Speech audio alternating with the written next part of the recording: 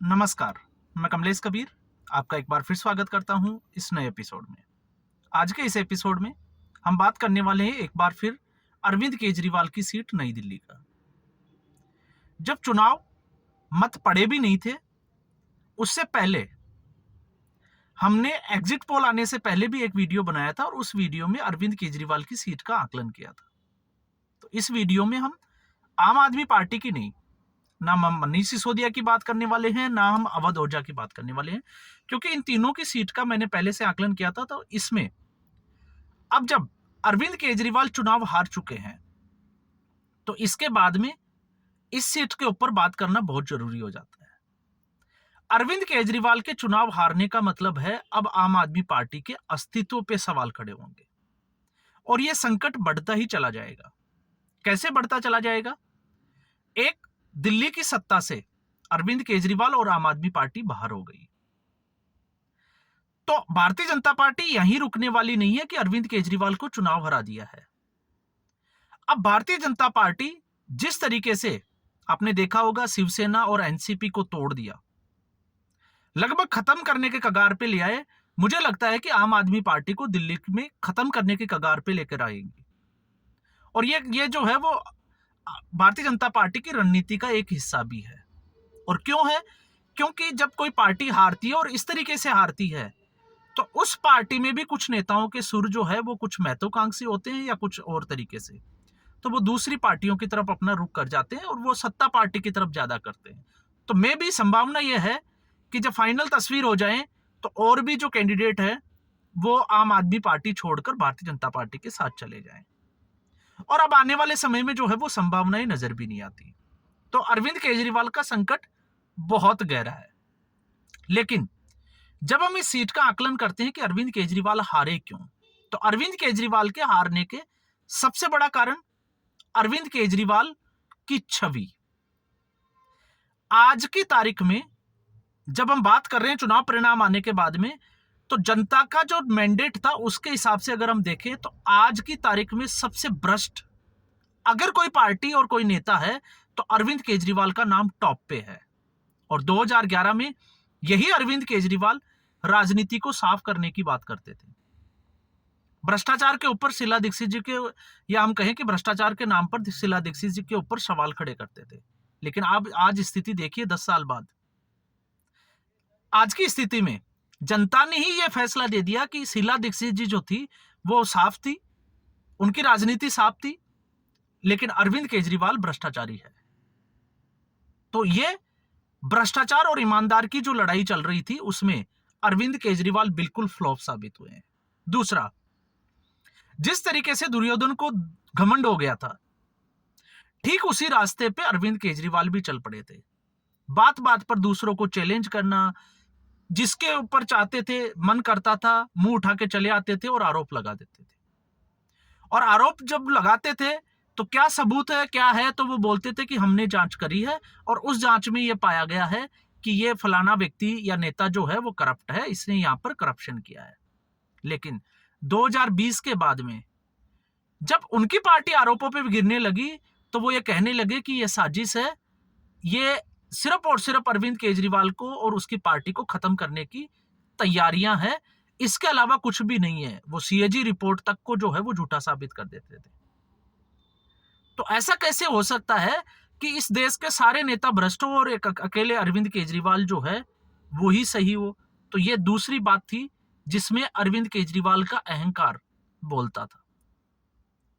और अहंकार इस कदर था कि वो हर जगह जो है वो गारंटी की बात करते थे कि अरविंद केजरीवाल की गारंटी, और साथ में कहते थे कि अरविंद केजरीवाल लिख के देता है।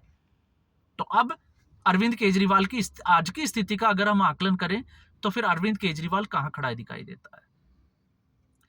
फिर आती है ये नैतिकता और अनैतिकता, क्योंकि जो अरविंद केजरीवाल नैतिकता की बात करके दिल्ली की जनता को सपने दिखाया था कि वो गाड़ियां नहीं लेगा, सिक्योरिटी नहीं लेगा, और आज स्थिति ये होगी कि झूठ का प्रचार करते करते अरविंद केजरीवाल यहां पहुंच गया कि उसको एक स्टेट की नहीं, अकेले दिल्ली की ही नहीं, पंजाब की जो सिक्योरिटी फोर्स है उससे भी Z+ सिक्योरिटी चाहिए।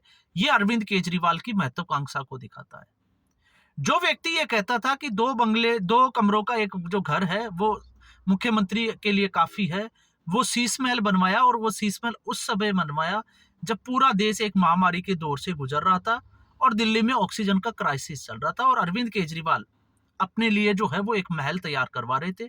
और महल इसलिए तैयार करवा रहे थे क्योंकि अरविंद केजरीवाल को लग रहा था कि उनको आने वाले समय में कोई भी सत्ता से बाहर नहीं कर सकता। तो ये वो कारण थे जो अरविंद केजरीवाल और आम आदमी पार्टी के हार के कारण बने। अब हम आ जाते हैं सीधे तौर से नई दिल्ली की सीट की। तो नई दिल्ली सीट पे लगभग 3000 वोटों से अरविंद केजरीवाल की हार हुई है। तो हार का एक बड़ा कारण कांग्रेस पार्टी ने बदला ले लिया।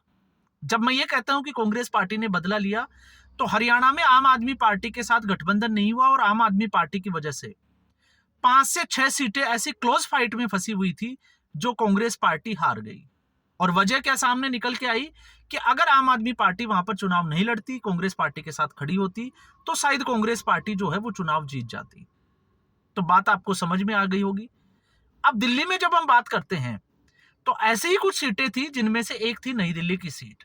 तो जीत हार का अंतर जो रहा वो 3000 के आसपास रहा, जिसमें लगभग 28,213 वोट जो है वो प्रवेश वर्मा को मिले और अरविंद केजरीवाल को 24,500 के आसपास वोट मिले। लेकिन 4000 से ऊपर वोट मिले हैं, लगभग 4200 के आसपास वो मिले हैं संदीप दीक्षित को।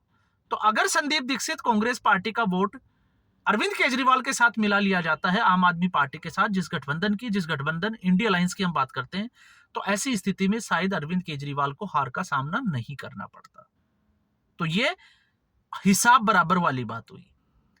अब हम आ जाते हैं नई दिल्ली के मतों की जो जिसको हम कहें कि समीकरण जो था मतदाताओं का, उसमें तो जब हमने इस सीट का आकलन किया था आज से 5 दिन पहले, अब देखिए 5-6 दिन पहले हमने एक आकलन किया था, और उस आकलन में हमने कहा था कि इस सीट के ऊपर 20,000 वोट जो है वो लगभग वो वाल्मीकि समाज के हैं, और वाल्मीकि समाज भारतीय जनता पार्टी के साथ खड़ा दिखाई देता है।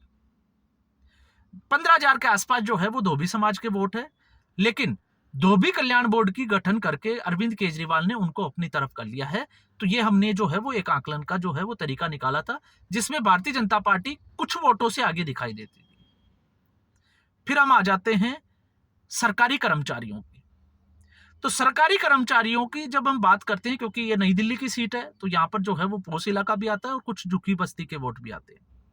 तो ऐसी स्थिति में सरकारी कर्मचारियों के लिए जिस तरीके से भारतीय जनता पार्टी की सरकार ने बजट पेश किया, जिसमें 12 लाख तक टैक्स में छूट दी गई, तो इससे सरकारी कर्मचारी जिनकी 1 लाख तक की सैलरी है, उनको एक बड़ा रिलीफ मिला। तो यहां पर चाहे आप मिडिल क्लास की बात कर लीजिए या फिर सरकारी कर्मचारियों की, और साथ में उनको एक तोहफा मिला 8वें वेतन आयोग के। तो ये उनके लिए जो है वो काफी असरकारक था, जो काम करता हुआ दिखाई दिया। और इसीलिए मैंने जो है वो पहले ही कह दिया था कि हम जो है मतदान प्रक्रिया जिस दिन होगी उसके बाद में हम आकलन करेंगे कि आकलन जो है वो कहां तक फिट बैठता है। और हमारे आकलन में अरविंद केजरीवाल अपनी सीट हार रहे थे, जिसमें मैंने 100% दावा किया था, आप उठा के देख लीजिए उसका पूरा। उसमें सिर्फ मुझसे एक गलती हुई थी जिसको मैंने एक्सेप्ट भी किया था, क्योंकि मैंने मतों की संख्या का जो आंकड़ा था वो शायद गलत रीड आउट हो गया था मेरे को, क्योंकि वो अलग अलग साइड से मैंने चेक किया, तो उसमें मतों की संख्या, और फिर उसके बाद में मैंने जो है वो वेरीफाई किया, कुछ कमेंट्स भी आए थे, उसके बाद में मैंने क्लियर कर दिया था कि हाँ 1,10,000 के आसपास जो है वो यहाँ मतों की संख्या है। इसके अलावा बाकी सारा आकलन जो है वो ठीक उसी राह पर था। झुग्गी बस्तियों को, क्योंकि झुग्गी बस्तियों में अरविंद केजरीवाल बिल्कुल 2020 तक छाए हुए थे। कारण क्या था? अरविंद केजरीवाल ने जिस तरीके से फ्री बिजली और फ्री पानी की बात की थी, तो यहां पर झुग्गी बस्तियों को जो है वो बड़ी राहत मिली थी। लेकिन इस बार अरविंद केजरीवाल ने जो है वो आपने देखा, एक हर दूसरे दिन जो है वो काउंटर करते करते अरविंद केजरीवाल की गारंटियां भी बदलती चली जा रही थी, वो एड ऑन करते जा रहे थे, और उससे यह जनता को साफ होते जा रहा था कि अरविंद केजरीवाल दबाव में है। तो जिस तरीके से अरविंद केजरीवाल ने यह कहा कि झुग्गी बस्तियों को जो है वो भारतीय जनता पार्टी तोड़ देगी, तो भारतीय जनता पार्टी ने इसका काउंटर नैरेटिव सेट किया कि हम आपकी झुग्गी बस्तियों को या झोपड़ियों को जो है वो तोड़ देंगे, आपको झुग्गी बस्तियों से झोपड़ियों से बाहर निकाल देंगे, लेकिन हम आपको इसके बदले में पक्के मकान देंगे। और फिर उसमें एक बात आ जाती है जिसका उस वीडियो में भी हमने जिक्र किया था कि जो शीला दीक्षित जी के समय में 50,000 घर जो फ्लैट जो बनाए थे कांग्रेस पार्टी ने, उसको डिलीवर करने में भी नाकामयाब साबित हुए अरविंद केजरीवाल, और उसकी वजह से अरविंद केजरीवाल की वजह से वो 50,000 फ्लैट जो है वो खंडर बन गए, किसी काम के नहीं रहे। और फिर जिस तरीके से आयुष्मान भारत योजना को अरविंद केजरीवाल ने लागू नहीं होने दिया, तो ये अरविंद केजरीवाल की ही छवि के ऊपर जो है वो सवालिया निशान था। लोगों को बदला लेना था, और लोगों ने, मुझे लगता है कि ये बदलाव और परिवर्तन का चुनाव नहीं था, ये बदले का चुनाव था। और इस बार जो है वो बदला लेने की ठान रखी थी जनता ने, किसी पॉलिटिकल पार्टी ने नहीं। और उसी का नतीजा था कि अरविंद केजरीवाल जिस तरीके से निकल कर आए, उसी तरीके से अब जो है वो मुरझाने लगे हैं। और आज का जब विजुअल की हम बात करते हैं, तो अरविंद केजरीवाल अपनी पुरानी वैगनार को साफ करते हुए दिखाई देते हैं, जो नीली वैगनार उनके पास 2013 में हुआ करती थी। तो आप अंदाजा लगा सकते हैं, अरविंद केजरीवाल का सब कुछ जो है वो बिक चुका है, छूट चुका है। अब वो बहुत पीछे चले गए हैं, अब वापस 2013 में आ गए हैं। और अब 2013 में अगर हम बात करें, तो अब अरविंद केजरीवाल उसी वैगनार से पंजाब जाने की तैयारियों में लग चुके हैं, ऐसा जो है वो नजर आ रहा है। दूसरी तरफ इसी सीट के कारण आपने देखा कि प्रवेश वर्मा, जिसको लोकसभा में भारतीय जनता पार्टी ने टिकट भी नहीं दिया था, और अरविंद केजरीवाल ने इसकी बात भी की थी कि प्रवेश वर्मा का तो टिकट भारतीय जनता पार्टी ने काट दिया था। लेकिन बड़ी खबर यह थी कि उसी वक्त भारतीय जनता पार्टी ने प्रवेश वर्मा को यह फाइनल कर दिया था कि आपको नई दिल्ली से विधानसभा चुनाव लड़ना है, और वे प्रवेश वर्मा उस चुनाव में लग गए थे। आज चुनाव जीते हैं, अमित शाह से उनकी मुलाकात हुई है, और अमित शाह ही इस पूरे दिल्ली के चुनाव को देख रहे थे।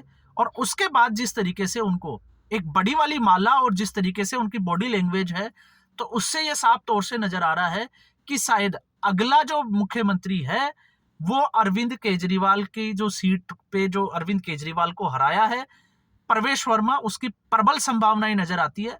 हालांकि मेरा इससे पहले वाले वीडियो में आकलन जो था वो दावा नहीं था, मेरा यह अनुमान था कि और अब भी मैं जो है वो अपनी बात पे कायम हूं कि प्रवेश वर्मा के बजाय मनजिंदर सिंह सिरसा को भारतीय जनता पार्टी को मुख्यमंत्री पद देना चाहिए।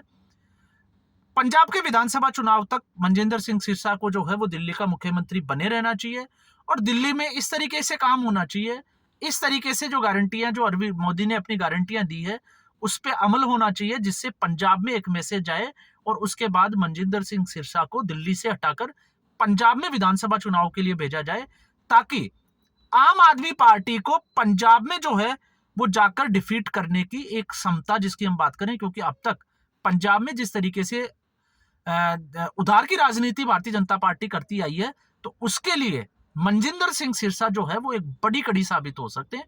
तो वो मेरा आकलन जो है वो उसके ऊपर था। तो आज के एपिसोड में इतना ही। उम्मीद करूंगा वीडियो एपिसोड आपको पसंद आया होगा। वीडियो को लाइक करें, शेयर करें, चैनल जरूर सब्सक्राइब करें। धन्यवाद।